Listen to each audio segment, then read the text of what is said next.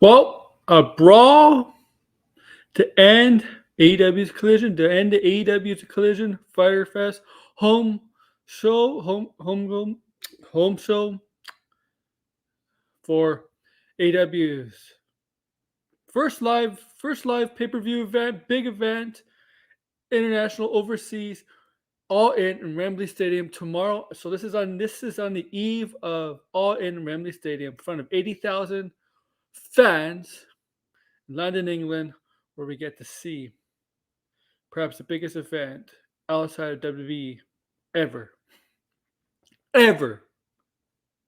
hosted. Hey guys, AEW and Warriors is my wrestling and sports channel. This is for your wrestling and all sports related content. This is Laying the Smackdown. Aaron Warrior is actually my general pop culture channel, but this is Laying the Smackdown with AEW and Warrior, Laying the Smackdown wrestling and sports. I talk about wrestling and sports. If you're new, subscribe. Share this out on social media platforms: Twitter, Threads, Blue Sky, Instagram, Facebook, whatever. And make sure once this is up, smash the like button down below. And yeah, we're gonna go through AEW's Collision results and review of tonight's show. It just ended. Like I said, like the title says, is on the eve of All in London, England, Wembley. Said in the beginning. And let's go on with the show. We just got done with the brawl after the 8-man tag team match. We'll get to the end. So we kicked off the show with a pretty funny, pretty interesting segment. As you know, Jack Perry was, said he's going to retire the the FTW belt, FTW belt. And so he has to come up with the belt. We see some guys carrying the belt down to the ring, and we see a table full of flowers, all that, and they mix it out like it's a funeral scene. And the way Jack Perry was on the mic, giving a eulogy sarcastically, of course, he was giving a eulogy about the title, and it's obviously being sarcastic about it,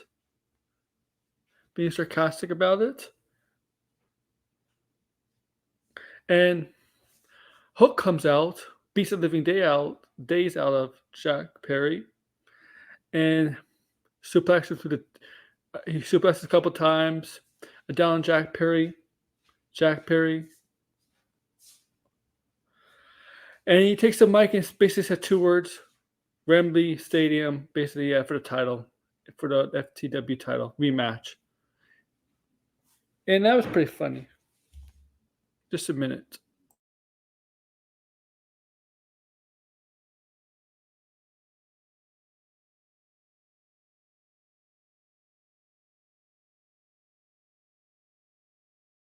Okay, let's go on.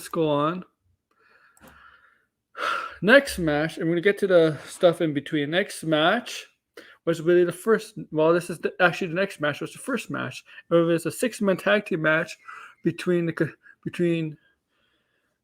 Butcher and the Blade and Kip Sabian to take on the team of Penta, Orange Cassidy, and Kingston, who are going to compete in a Stadium Stampede match tomorrow. Right, with obviously with Chuck Taylor and Trent Barrett, the rest of best friends.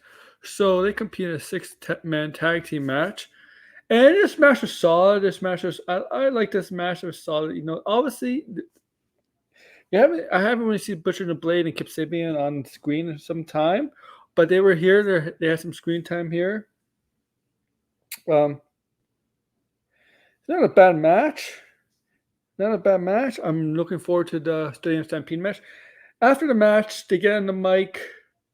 Trent Barrett is pissed off at Black Hope Comic Cup for destroying his mom's car, Sue's car. And Kingston had the mic, but Orange Cassidy took it from him. As Orange Cassidy is about to speak, you see a Blackpool Comic Club come up on screen along with Santana Ortiz, came back.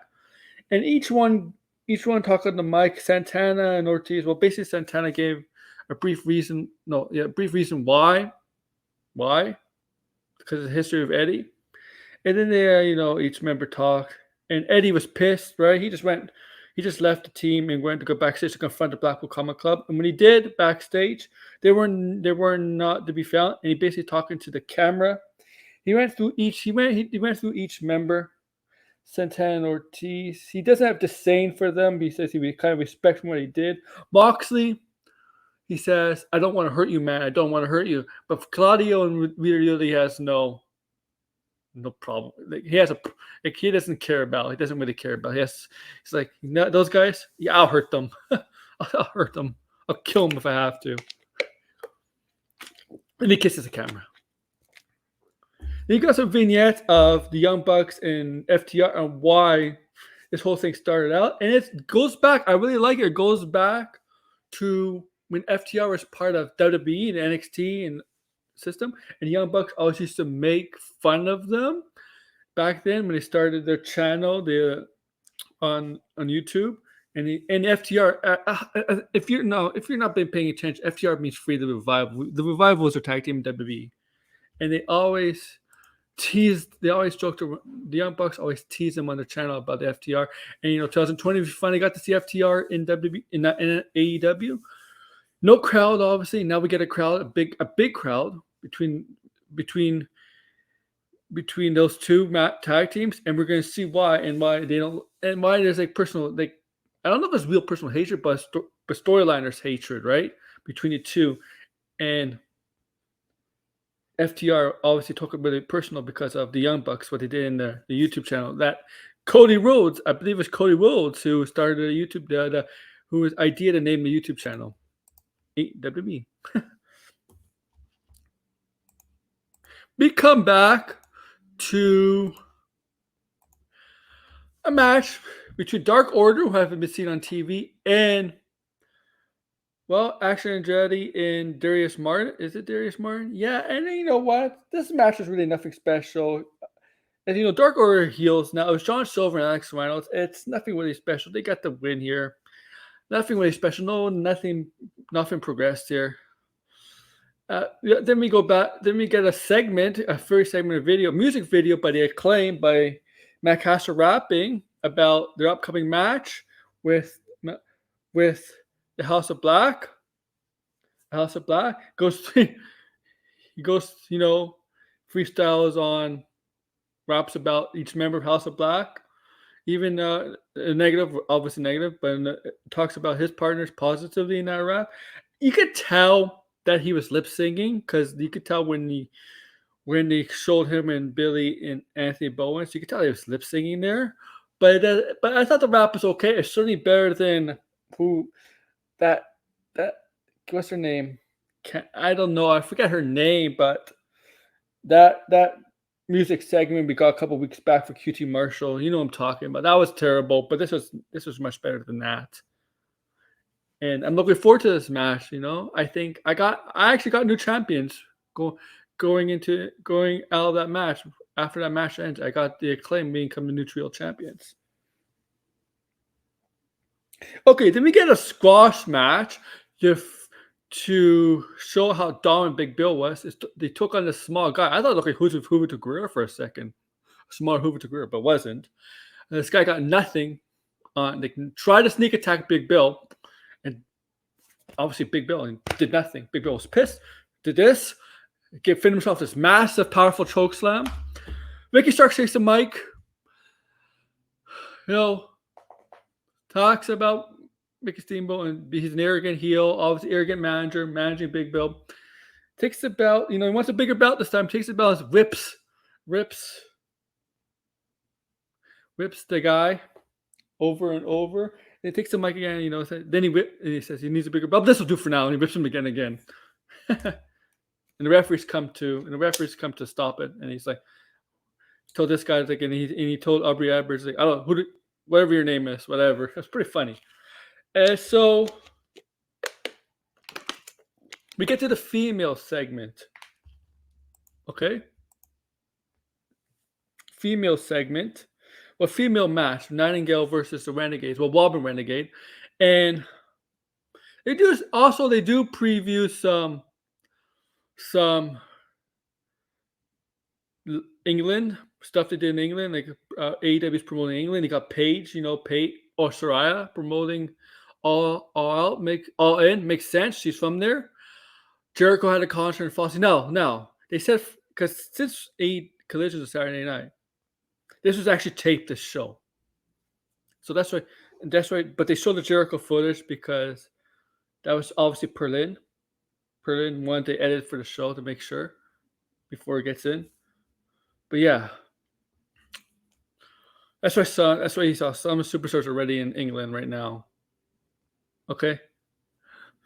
Some superstars already in England at the time of the Collision. Okay, so yeah, let's get to this. Let's get to this women's match. You got the Renegades versus Nightingale, right? Willow Nightingale. No, I didn't know at first who this woman was at first, but then they mentioned Robin Renegade, and then I saw the other woman come in who looks exactly like her twin. I mean, yeah, this must be the Renegade girls I heard about in Ring of Honor. Now, I don't watch Ring of Honor much, but definitely heard of the Renegade twins. So yeah, Nightingale saw the match. I mean, I think if it's not some, if it's not some young girl trying to make a name for herself, it's somebody who's if it's a team, a twin team, sister team, from Ring of Honor. This is the first time I guess on Collision on AEW television. I don't know. Somebody could correct me on that. But they try to get involved, the sister, but they try to do a double suplex to Willow outside, but she's big obviously, and she double suplexes him, brings Robin back in the ring, gives her finisher, and 1, 2, 3. And then obviously then this leads to a backstage interview between Alexis Norton and Ruby Soho, and Ruby Soho says she basically wants the women's TBS channel championship from Chris Statlander. I think she said she beat her before or whatever, and she'll do it. And she wants it at All Out next week. Okay, and there's a chance that I'm not saying anything. There's a chance that they may get the Outcasts may have both women's titles. Don't be surprised. Also, and then we come back from commercial break. Chris Tanner responds to that, and she basically accepts. And so we're gonna get that match that's happening. Okay, now we get to a match between Keith Lee, who shaved his beard because that beard he had made him look older. This definitely helps against not a jobber, but against Zicky Dice. If you're in the wrestling universe in that spectrum, in that world, you know what Zicky Dice is. He's not a jobber. He's been around the block. He's not a young guy up and coming or somebody that's trying climb the ranks or whatever, get experience. He's not somebody who's been around. He's but this is his first match on AEW TV ever. And he tries to get to Keith Lee's head. Keith Lee's not having any of it. Keith Lee just really dominates him, gets the win. It's good to see Keith Lee back. People have been questioning. I know he said the rumors are not true, but people have been asking if he's frustrated with AEW's booking of him.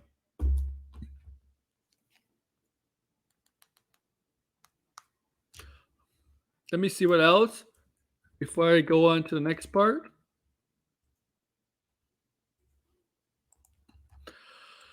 Okay.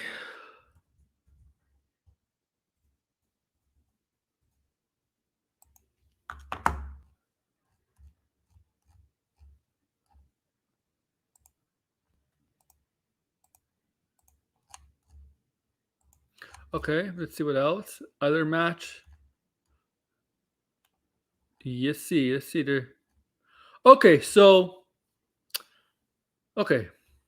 so we get a segment with LFI. It ties up and gets his asses kicked. LFI, they get and Preston Vance and Jalisco fight back to destroy the four dudes. Yeah, so they fight back. It's like that segment is that's like Lucha Underground shit. That's what it is.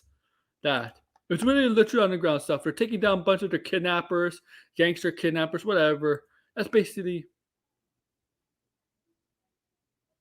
Yeah, even Lucha Ground stuff. Then we get to the main event. But first we got Samoa Joe coming out, and he's pissed off. He's heated about him being attacked by Punk again, and Punk, getting him over him, calls him a coward. But he cannot get involved in the main event, in any way tonight on the show, or he would get his match with CM Punk taken away tomorrow on All In. So he decided, to join the commentary booth so AEW officials could keep an eye on him. Right? And guess what? He did live to his word, and he got the main event: CM Punk, Sting, Darby Allin, and Hook versus Swerve Strickland, Luchasaurus, Brian Cage, and Jay White. I really did like this match. I thought it was a great match, actually.